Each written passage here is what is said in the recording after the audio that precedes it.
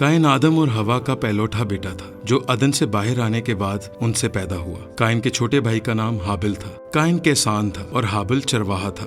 कायन अपने खेत के फल का हदिया खुदावंद के वास्ते लाया और हाबिल भी अपनी भेड़ बकरियों के कुछ पहलौठे बच्चों का और कुछ उनकी चर्बी का हदिया लाया। और खुदा ने हाबिल को और उसके हदिये को मंजूर किया, पर कायन को और उसके हदिये को मंजूर न किया, और इस सबब से कायन नहायत गजबनाक हुआ। खुदा कायन की सोच से वाकिफ था और खुदा ने कायन को रोका कि वो गुनाह करने से बाज आए, मगर कायन ने खुदा की बात ना मानी बल्कि अपने भाई हाबिल को ले जाकर कत्ल कर दिया। ये पहला कत्ल है जो बाइबल मुकद्दस में हमें मिलता है। खुदा ने कायन को बुलाया और उससे पूछा कि उसका भाई कहाँ है, लेकिन कायन ने कहा, मुझे मालूम नहीं, क्या मैं अपने भाई का मुहाफिज हूँ? इस सबब से खुदा उससे नाराज हुआ। खुदा ने कायन को सजा दी कि वो जमीन पर आवारा फिरेगा और जमीन उससे पैदावार न देगी। खुदा ने उसे एक निशान भी बख्शा कि उसे कोई देखकर कत्ल न कर दे।